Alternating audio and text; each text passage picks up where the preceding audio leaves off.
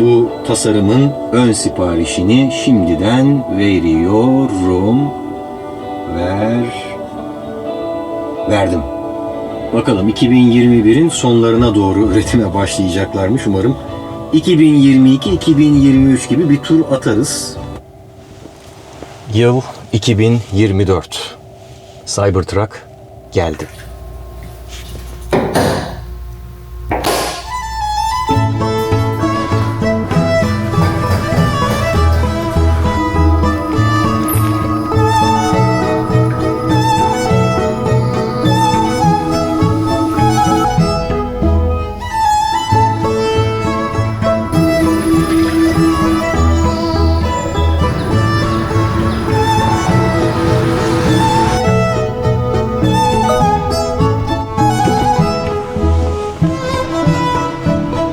Cybertruck'la ilgili düşüncelerim yıllar içerisinde çok değişti. Borsa gibi bazen yukarı yönlü, bazen aşağı yönlü. Ama bu düşüncelerimin hepsi de onu bir ekranın arkasından, yani uzaktan izlerken oluştu. Onu 4,5 yıl önce ilk kez tanıtıldığında da, 6 ay önce fabrikadan ilk çıktığında da hep böyle uzaktan görmüştüm. Yakından görmek ve sürmekse bambaşka bir şey. Bugün İşte bu görmekten ve sürmekten bahsedeceğiz. Önce görmekten başlayalım. Tasarım. Ben onu ilk gördüğümden beri tasarım olarak çok beğeniyorum. Evet, keskin, iddialı, sert, köşeli hatlara sahip ve o yüzden de geleceği hissettiriyor. Geleceğe dönüşten çıkmış gibi.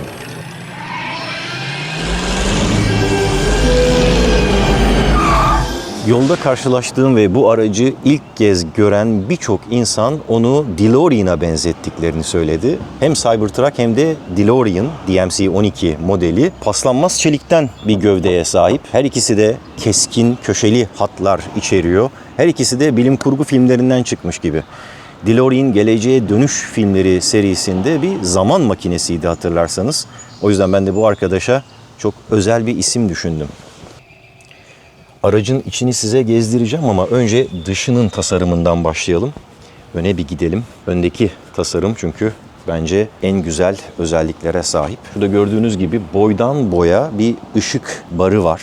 Onu hani farklı açılardan önden baktığınızda böyle gayet geleceği çağrıştıracak şekilde gözükmesini sağlayan bence buradaki tasarım. Alt taraf stainless steel, paslanmaz çelik. Elon Musk'ın SpaceX şirketinde Starship'te de kullanılan malzemeyi farklı bir alaşımla aynen bu araçta da kullanmışlar.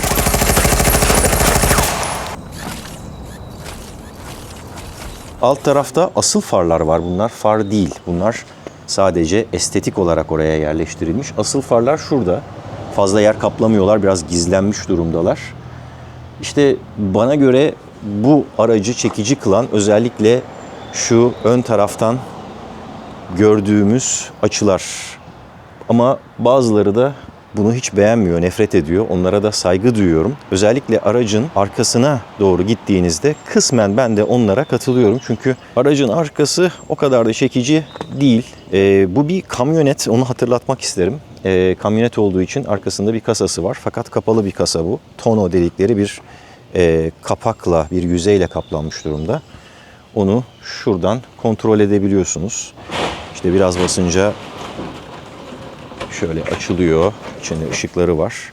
Veya tam yaparsanız da o kendi kendine açılıyor. Tailgate, kuyruk tarafını açmak için de şöyle bir şeyimiz var. Düğmemiz ve oradan kasaya ulaşabiliyoruz. Bu kargo kapasitesi, eskiden Model 3 kullanıyordum. Onun 5 katı kadar. Arka tarafı 2 metreye 2 metre, yani 4 metrekare civarında. Cybertruck'ı ikonik bir tasarıma dönüştüren şey ise onun yandan görünümü. Çünkü bu açıdan bakınca neredeyse bir üçgen gibi görünüyor. Ve bu şekle 7 yaşındaki bir çocuk 7 saniye boyunca baksa aklından çizebilir ki başarılı bir tasarımın, başarılı bir logo tasarımının ölçütüdür aynı zamanda bu. O yüzden belki de aracın hiçbir yerinde, görünür yerlerinde Tesla logosu yok. bütün bir otomobil, bütün bir araç tasarımın, logonun kendisi. Tesla'nın logosu yok ama çeşitli yerlerinde Cybertruck logosu var. İşte buraya lazerle işlenmiş bir Cybertruck, sanki çiziklerle oluşturulmuş gibi siberpunk kültürünün görselleştirilmiş bir hali. Bu ikonik üçgen şekil, keskin hatlar, düz hatlar sadece estetik değil, fonksiyonel olarak da gerekli. Böylesine büyük bir kütleyi, hem de tümüyle elektrikli bir araç olarak böylesine büyük bir kütleyi verimli olarak ilerletebilmek için biraz da zorunlu bir tasarım tercihi bu. Her ne kadar Ford F-150 Lightning gibi bir takım elektrikli kamyonetler o geleneksel tasarım formunu pek fazla değiştirmemiş olsa da ben bunu daha çok hedef kitlelerinin değişime karşı gösterebilecekleri direnç nedeniyle özellikle verilmiş bir karar olduğunu zannediyorum. Bu arada kamyonet ne alaka, neden bir insan kamyonet alır ki diye soruyorsanız cevabı tam da burada saklı. Amerika Birleşik Devletleri'nde en çok satan araç türü ne diye sorarsanız cevabı Ford'un F serisi, yani kamyonet. Her tarafta işte geniş geniş yolların, bol bol otoparkların da bulunmasının etkisiyle kullanıcılar bir şekilde kamyonet, büyük araç tercih ediyorlar yollarda. Bu istatistik bu arada hani bu yılın ya da son birkaç yılın istatistiği falan da değil. Son 40 yıldan beri böyle. Tüm kategorilerde en çok satan araç kamyonet. Öyle olunca bu kullanıcıların, yani büyük araç kamyonet kullanıcılarının da bir takım alışkanlıkları ve beklentileri oluşmuş durumda. İşte o yüzden Tesla bu segmente klasik değil, çok radikal bir tasarımla girmeyi tercih etti. O geleneksel kullanıcı kitlesini hedeflemek yerine kendisini bilim kurgu hikayeleriyle büyüten yeni bir neslin bu tür araçları tercih etmesini sağladı. Yani benim gibileri. İşte early adopter'lar, yani erken benimseyiciler için de minik bir ödül koymuşlar. İlk üretilen Cybertruck'ların üstünde özel bir rozet, foundation yazıyor. Temel demek, kuruluş. İlk Cybertruck sahipleri Tesla topluluğunun önemli bir parçası olarak görülüyor. Foundation serisi de bu kişilerin Tesla'nın yenilikçi vizyonunun temel destekçileri olduğunu sembolize ediyor. Ama bir yandan da bazılarınızın bildiği gibi en sevilen bilim kurgu yazarlarından Isaac Asimov'un en önemli eserlerinden birinin adı Foundation serisi. Uzay gemilerinin iniş rampalarına bile bilim kurgu kitaplarından isimler veren bir anlayışın uzantısı olarak ince bir dokunuş bu da.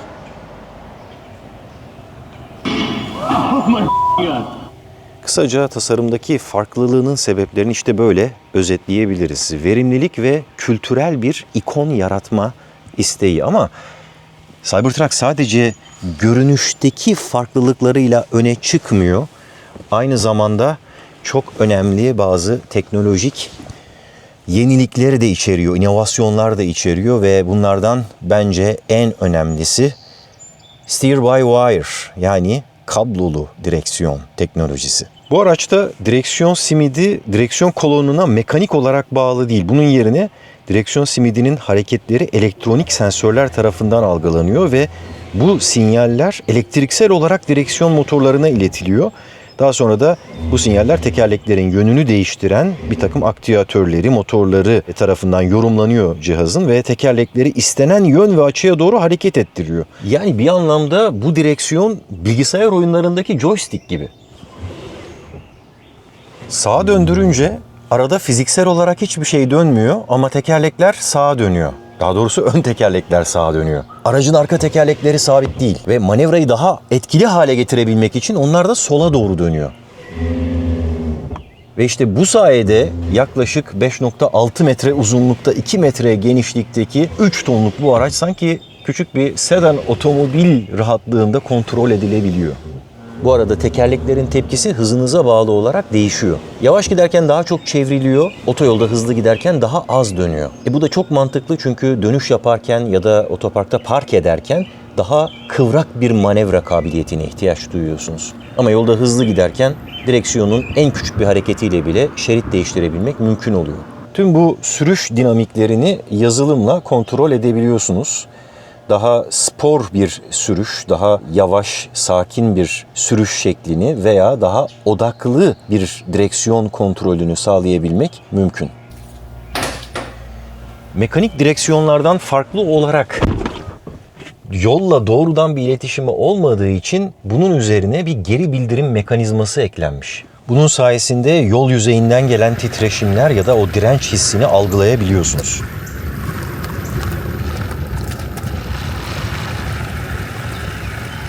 Dedim ya, PlayStation oynamak gibi. En büyük kusuru, buna bir kez alıştıktan sonra normal mekanik direksiyon sistemlerine geçince biraz garip gelmesi, arkaik hissettirmesi. Şimdi biraz da içini gezdireyim size. Arka tarafta 3 kişi oturabiliyor. 3 kişilik bir kapasitesi var. Bu koltuklar yukarıya doğru kalktığında içeride de biraz daha fazla taşıma kapasitesi oluşuyor. Oturduğunuz zaman üst taraf olduğu gibi camla kaplı. Arkada da bir ekranı var. Bu ekrandan sıcaklığı ya da serinliği kontrol edebiliyorsunuz. Müzik dinleyebiliyorsunuz ya da YouTube ve Netflix'e bakarak arkada keyifli vakit geçirebiliyorsunuz. Nasıl entegre edecek? Telefonda, tablette, bilgisayarda yapay zekanın yeri ne olacak? Volt adı verilen arka kasanın kapağı kapalı olduğunda pek bir şey gözükmüyor. Açık olduğunda arkayı görebiliyorsunuz. Dolayısıyla şu ayna kısmen işe yarıyor ama çoğunlukla aynanın yerine aracın çeşitli noktalarına yerleştirilmiş kameralar kullanılıyor. Kamera. Şu anda full self drive özelliği, yani tümüyle otonom kontrol özelliği Cybertruck'lara gelmedi ama geldiğinde şurada görmüş olduğunuz 3 tane kamerayı kullanarak etrafını görecek ve tümüyle otonom sürüş yapmaya başlayacak. Koltuğa oturduğumda işte ben 1.74 civarındayım. Hala bir mesafe var. Ön tarafta gösterilebilecek pek fazla bir şey yok. Minimalist tasarım diyorlar ya. Bütün boydan boya içini kaplayan ve rengi değiştirilebilen özel bir ışıkla şıklığı sağlamaya çalışmışlar. Şurada güzel bir derin konsol var. Tasarımdaki o köşeli keskin hatlar çizgisi her yerde görülebiliyor. Benim sevdiğim özelliklerinden biri bu. Şunlarda bile bakın aynı tasarımı devam ettirmişler. Koltuk altınızdaki bu yerde bir küçük kütüphane oluşturabilirsiniz. Cep telefonları şarj edilebiliyor burada. Ve arkadaki 10 inçlik küçük ekranın aksine tüm Tesla'lar içerisindeki en büyük, yaklaşık 19 inçlik ekran sizin bütün kontrollerinizin yapıldığı yer. Burada ön tarafı da açabiliyorsunuz. Yine benim sevdiğim özelliklerinden bir tanesi bütün bunları gerçek zamanlı olarak animasyonlarla göstermesi. Mesela kasanın kapağını açalım. Bir yandan size animasyonu gösteriyor. Bir yandan da gerçekten o anda hangi aşamaya kadar açıldığını görebiliyorsunuz. Aracın sürüş yüksekliğini de kontrol edebiliyorsunuz. Süspansiyon sistemi yine diğer Tesla'lara göre sürüş konforu çok daha yüksek diyebilirim. Ben orta kademede bunu tercih ediyorum. İstersek daha da yükseltebiliyoruz. Hatta off-road için özel bazı ayarları var. Henüz off-road yapmadım ama yaparsam onu da kullanacağım. En alçak seviyeye inelim.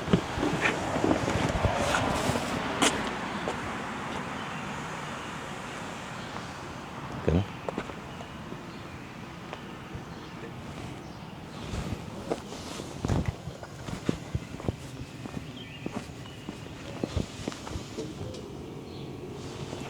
Bu şekilde 17 inç yükselebiliyor.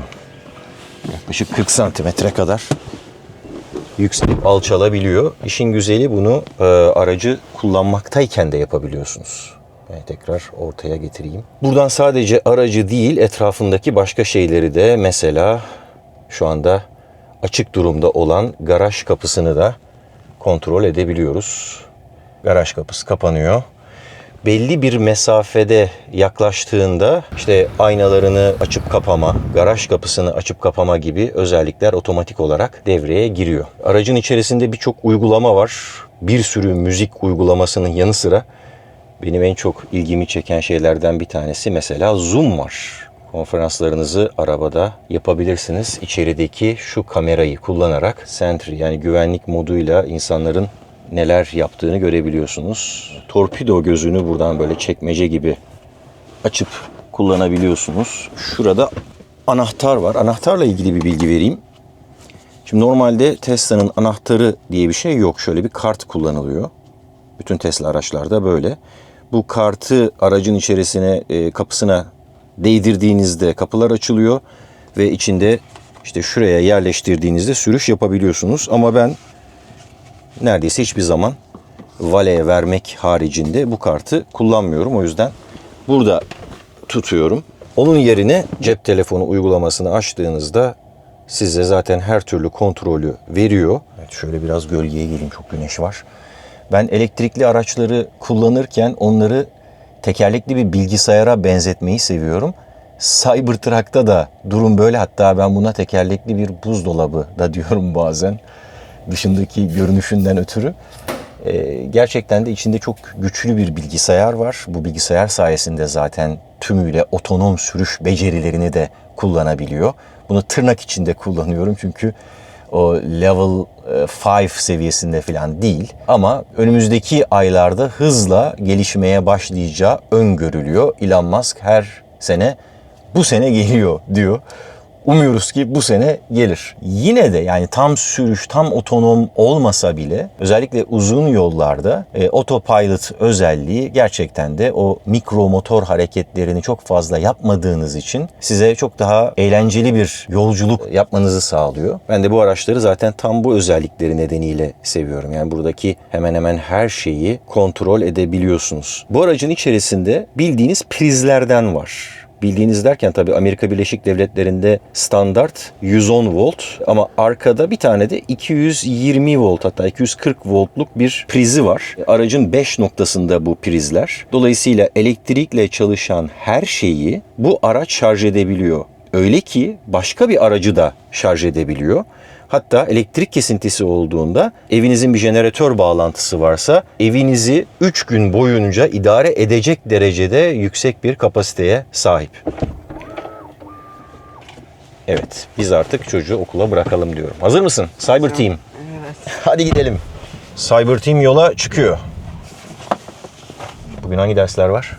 Bugün Latince var, Technology, İngilizce. Teknolojide ne yapıyorsunuz? Artık bir şey yapmıyoruz ya, her şey bitti. Bitti mi her şey? Evet. Tatil geliyor. Evet. Road tripler bizi bekliyor. Latince nasıl gidiyor? İyi gidiyor. Cogito ergo sum diyorsun yani. Ha? Ağustos'un sonunda Alabama'da Huntsville'de NASA'nın uzay kampına katılacağız. Şöyle dönelim. Onun dışında yaz kampları var. Aralarda yine hafta sonları gideriz ya. Bence. Ne dersin? Olur. Müzik aç.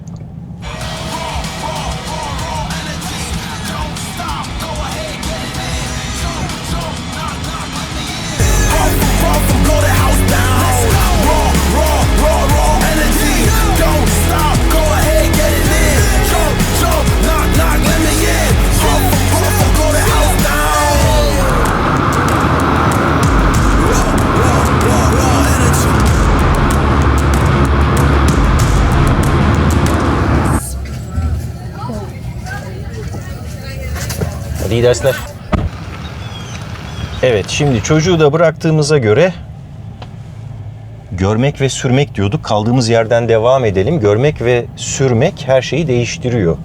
Bir deneyim yaşamaya başlıyorsunuz ama kağıt üzerindeki teknik özellikleri de bir hatırlatayım size. Bu araç Cybertruck sıfırdan 100 kilometreye 4 saniyede çıkabiliyor. 600 beygir gücüne sahip motorları sayesinde de maksimum hızı 180 kilometre. 3 tonluk bir araç. Kasasında 1-1,5 ton taşıyabiliyor kendi içinde. Arkasında da 5-5,5 ton civarında bir yükü çekebiliyor. Çekme kapasitesi de bu. Çıkmaz bir sokağa girdim galiba. Önemli değil. Şimdi rotamızı düzeltiriz.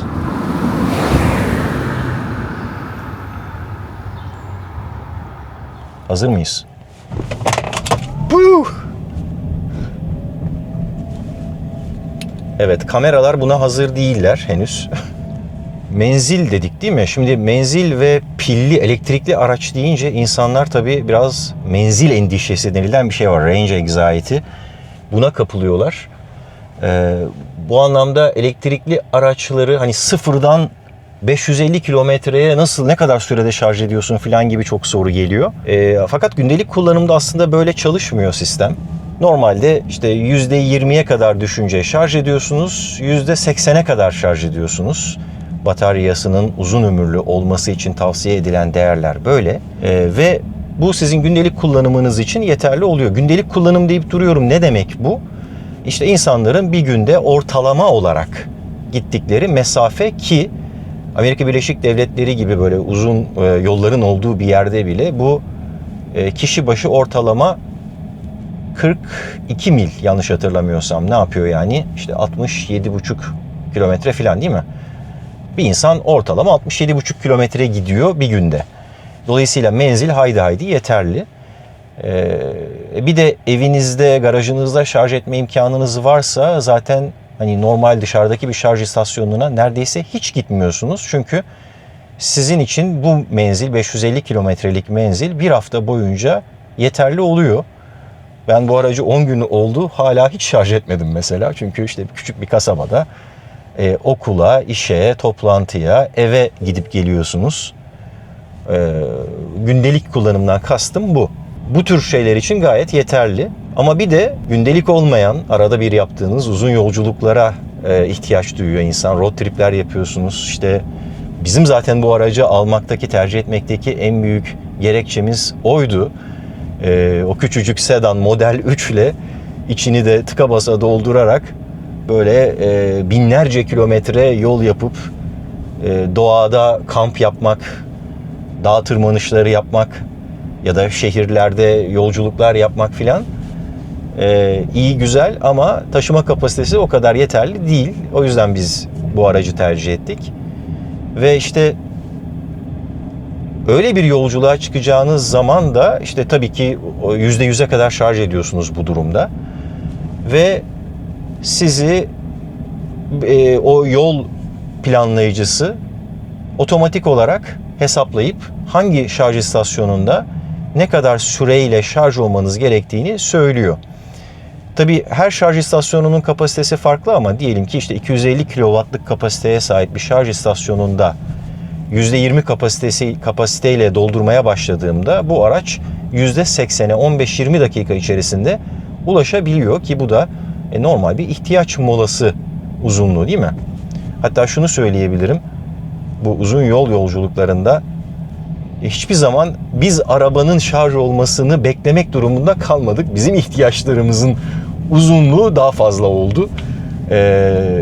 Onları görüp de arabaya döndüğümüzde zaten çoktan yola çıkabilir, devam edebilir hale gelmişti. Bu anlamda elektrikli araç kullanmaya başlayınca, ki 6 seneden beri kullanıyorum ben, bir daha fosil yakıtlı araçlara dönme ihtiyacı hissetmiyorsunuz. Tabii herkesin kullanım şekli farklı. Bazıları çok uzun süre hiç durmadan ve ara vermeden kullanmayı tercih ediyor. Ben bunu kendi açımdan çok sağlıklı bulmuyorum. Zaten uzun bir yolda sağlıklı olan işte 2-3 saatte bir, uzmanların da söylediği bu. Durup molalar vermek, çıkıp bir en azından hareket etmek. Öyle durumlarda işte 5 dakikada yakıt doldurmak yerine bunda 15-20 dakika şarj oluyorsunuz. Yaşam biçimi olarak bizim ailemizi bu çok fazla olumsuz yönde etkilemedi bugüne kadar. En ücra yerlerde bile, mesela dağ başında böyle bir krater gölüne gitmiştik mesela, Oregon eyaletinde. Orada bile artık şarj imkanı var ve mesela öyle bir yerde fosil yakıtlı bir benzin istasyonu falan olmamasına rağmen elektrikli olarak şarj edebiliyorsunuz. Sessizliği, işte kabin sesini şu anda sizler de ya da sessizliğini belki algılıyorsunuzdur. Elektrikli araçların yine güzel özelliklerinden bir tanesi çok sessiz olması. Bütün bu konfor imkanları beni 6 yıl kadar önce elektrikli araç kullanmaya çekmişti. Hiç pişman değilim.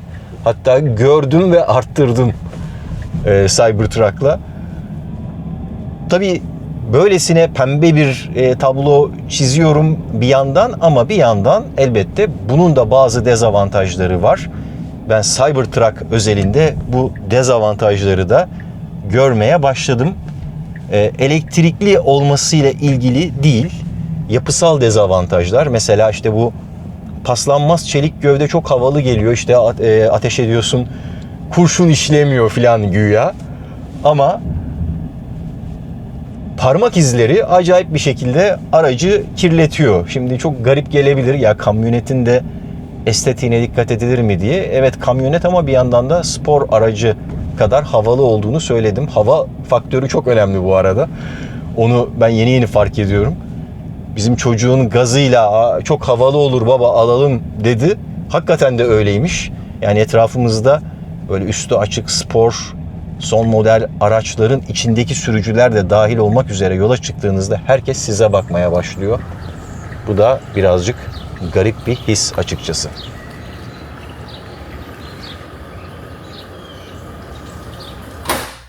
Evet, beklediğimden çok daha dikkat çekici bir araç. Tabii bunda şu anda onun pek fazla yaygın olmamasının da bir etkisi var. Bu durum bazen hoşunuza gidiyor. Özellikle çocuklar gördüğünde onu çok heyecanlanıyorlar. Çocukların büyük bir çoğunluğu Cybertruck'ın ne olduğunu gayet iyi biliyor ve onu gördüklerinde sevinç içinde çığlık çığlığa bağırmaya başlıyorlar. Bu güvenlik açısından beni birazcık tedirgin ediyor doğrusu. Yetişkinlerin tepkilerine gelince onlarınki birazcık daha farklı. Bazıları daha önce hiç böyle bir şeyi duymamışlar. Çok ilgisizler. Eğer öyle birisiyle karşılaşırsanız sizi hemen soru yağmuruna tutmaya başlıyorlar. İşte bir yere park ettiğinizde fotoğraf çekilenler ya da bir uzay aracı görmüş gibi davrananlar olabiliyor. Tabii şu anda çok az sayıda olduğu için bu böyle. Üretim kapasitesi artıp da sayıları çoğaldığında bu durumun da değişeceğini umuyorum. Şimdi yeri gelmişken onu da söyleyeyim. Bu araç şu anda sadece Amerika Birleşik Devletleri'nde üretilip satılıyor. Başka ülkelerde satışı henüz yok.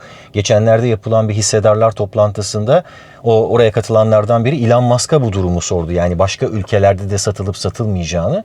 O da dedi ki işte Avrupa'da ve Çin'deki standartlar bizimkinden biraz daha farklı. Dolayısıyla bu haliyle onları orada satmamızın imkanı yok. Belki ileride bir takım revizyonlar yaparak tasarımda o pazarlarda da bunun satışına başlanabilir.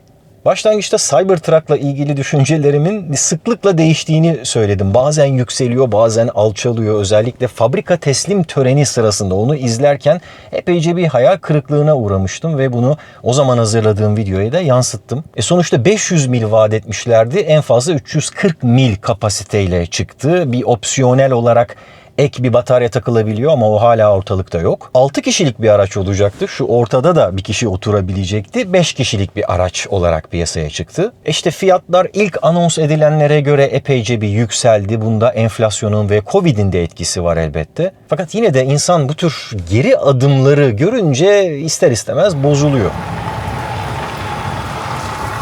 Ama sonradan düşününce bazı değişikliklerin tabii mecburen yapıldığını fark ediyorsunuz.